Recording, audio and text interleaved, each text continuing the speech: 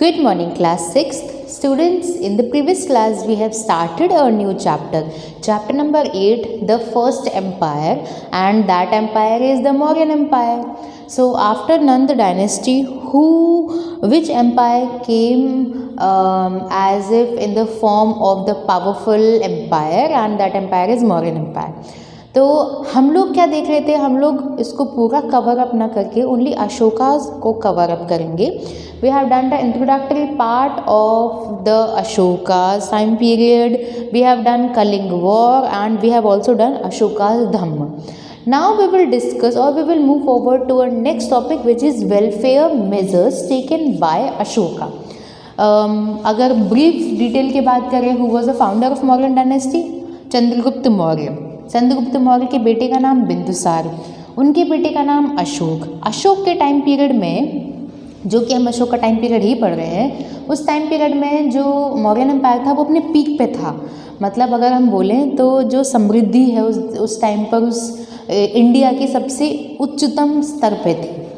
हमने ये देखा कि जब कलिंग वॉर हो जाता है, कलिंग वॉर होने के बाद जो अशोक हैं वो बहुत दुखी होते हैं एंड वो वॉयलेंस से एक तरीके से दूर हट जाते हैं, नॉन वॉयलेंस की तरफ बढ़ते हैं, बुद्धिज़्म को अपनाते हैं. बुद्ध की जो टीचिंग थी उनको एक तरीके से लोगों में फैलाने की कोशिश करते हैं, और उसे उन्होंने क्या बोला है, धम्म, जो कि संस्कृत के प्राकृत वर्ड धर्म से ही लिया गया है. नाउ वेलफेयर मेजर्स, उन्होंने क्या क्या अच्छे काम किए. Ashoka's believe that the king should look upon his subject as a father treats his children. He was responsible for carrying out a lot of welfare activities like building of roads, planting of trees, construction of wells, rest houses for travelers, hospital for the sick, etc.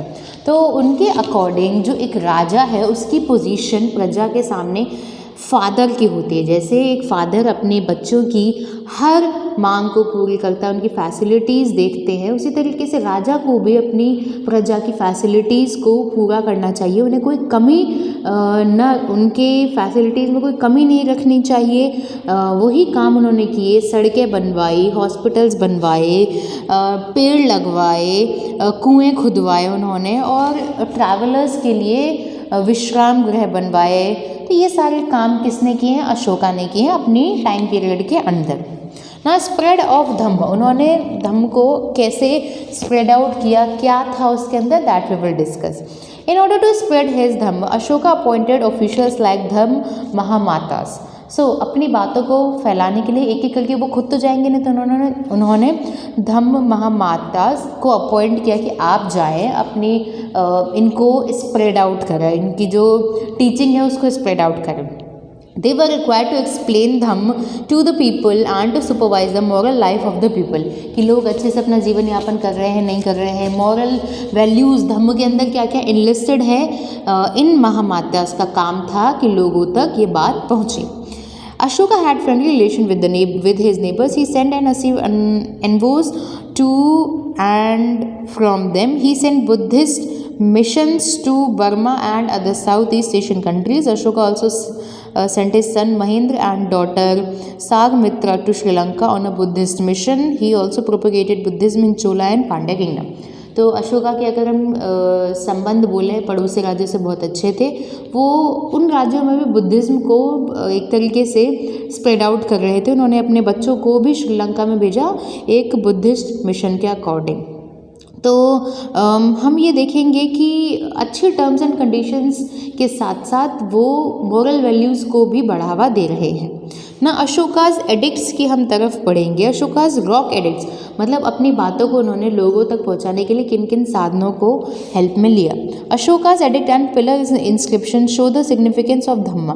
उन्होंने सभी बातों को pillars पे, मतलब pillars और दीवारों पे, या फिर रॉक इंस्क्रिप्शन, रॉक जो पत्थर है उस पर एडिक्ट करके लिख दिया. The edict stress on simple virtues like respect for one's parent, और उनमें है क्या कि आपको एक दूसरे की रेस्पेक्ट करनी है, एक दूसरे के पेरेंट्स की रेस्पेक्ट करनी है, टीचर की रेस्पेक्ट करनी है, सभी ह्यूमन बींग्स की, सभी लिविंग बींग्स की रेस्पेक्ट करनी है। एंड ये किस में लिखे गए थे? प्राकृत में लिखे गए थे। एंड अलग अलग एम्पायर, मतलब अपने एम्पायर में अलग अलग जगहों पर उन्होंने इन इंस्क्रिप्शंस को एक तरीके से स्टैब्लिश किया था। So people might read them, लोगों को ये पता चले कि क्या वो चाहते हैं अपनी प्रजा से, कि प्रजा क्या क्या करे, मतलब मॉरल वैल्यूज़ को उन्होंने लोगों तक पहुंचाया। These edicts have been found in India, Pakistan, Afghanistan and Nepal. So हमें आज भी ये एडिक्ट्स देखने को मिल जाते हैं जो कि उन्होंने लोगों को समझाने के लिए, लोगों को बताने के लिए एक तरीके से प्लेस किया था। Now, the greater Sanchi Stupa at Sanchi was originally commissioned by Emperor Ashoka in the 3rd century BC. Its nucleus was a simple hemispheric brick structure built over relics of Buddha. Sanchi stupa आपको ये देखने को मिल जाएगा जो कि किसने buildup करवाया था? अशोका ने बिल्डअप करवाया था। नाउ ये सारी चीज़ें हो गई। अब क्या होता है, धीरे धीरे इस एम्पायर का डिक्लाइन होने लग जाता है। कैसे? द मगध एम्पायर या Mauryan empire which has been reared by successive wars accumulating in the conquest of Kaling began to disintegrate after the exit of Ashoka in 232 BC। जैसे अशोका की डेथ हो जाती है उसके बाद जो उनके सक्सेसर्स हैं वो मौर्यन एम्पायर को और अच्छे से नहीं बिल्डअप कर पाते हैं। सो अशोका की डेथ के बाद ये जो एम्पायर है वो थोड़ा बहुत डिक्लाइन होने लग जाता है। The Mauryan empire was finally destroyed by Pushyamitra Sangh in 185 BC। So you have to underline this, किसके द्वारा इस डायनेस्टी का अंत हो जाता है? पुष्यमित्र के द्वारा। ही was a Brahmin general of the last Mauryan king named Brihadratha. Pushyamitra killed Brihadratha in public and usurped the throne of Pataliputra. उनके जो लास्ट सक्सेसर थे बृहदात्र, उनको उनके जनरल मार देते हैं जिनका नाम था पुष्यमित्र, और सबके सामने मार देते हैं और पाटलिपुत्र का जो सिंहासन है उसको अपने अंडर में कर लेते हैं। So by this we have completed the chapter number 8, the first empire, and in this chapter we have discussed Ashoka in detail. We haven't discussed Chandragupta Maurya and we haven't discussed Bindusar also because it has been deducted from his syllabus, that's why. Now let's recap all the details. First, who was the founder of Mauryan Empire?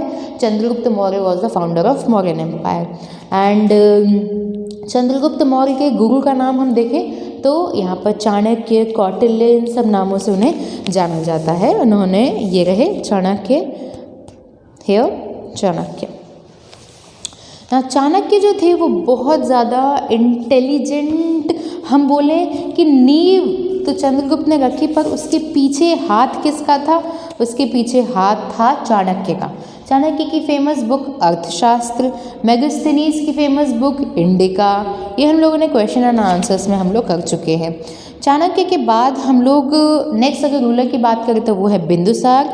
Bindusara के time period में ठीक ठीक काम किया था, smoothly काम चल रहा था। उनके अच्छे रिलेशंस थे ग्रीक, सीरियन एंड इजिप्टियन से अगर हम बात करें। उसके बाद हमारे अशोका आते हैं जिनका टाइम पीरियड है 273 BC टू 232 BC। इसके बाद 232 हम लोगों ने अभी जस्ट पढ़ा कि 231 BC से जो एम्पायर है वो डिक्लाइन होना शुरू हो जाता है। तो अशोका के टाइम पीरियड में बहुत ज़्यादा पावरफुल था मौर्यन एम्पायर। वॉर्स की अगर बात करें, जब उन्होंने बहुत अधिकतर एरियाज़ को अपने अंडर में ले लिया, उसके बाद जब कलिंग वॉर होता है तो एक तरीके से उनकी आत्मा जागृत हो जाती है, वो वॉर के एकदम खिलाफ हो जाते हैं। नॉन वायलेंस को नहीं अपनाते हुए नॉन वायलेंस को अपनाते हुए वो वायलेंस को छोड़ देते हैं एंड बुद्धिज़्म जो रिलीजन है उसको अपनाते हैं, एंड जो बुद्धा की जो टीचिंग थी उसको अपनी लाइफ में इनकॉर्पोरेट करते हैं। वो ये चाहते हैं कि लोग भी बुद्धा की टीचिंग को अपनी लाइफ में इनकॉर्पोरेट करें, नॉन वायलेंस के साथ रहें, सबकी रिस्पेक्ट करें। इसके लिए उन्होंने धम्म इस्टेब्लिश किया। जगह जगह पर इंस्क्रिप्शन, पिलर्स पर हमें लिखी हुई जो रिटन मटेरियल्स है वो मिल जाते हैं। सांची स्तूप का हमने एग्जाम्पल देखा है। हम लोगों ने डिक्लाइन ऑफ मौर्यन एम्पायर भी देखा है। So by these topics we have completed chapter number 8, the first empire. So after this class I am providing you the question and answers of this chapter. You have to do all these question and answers in your history copy and send it to me. So that's it for today's class. Thank you.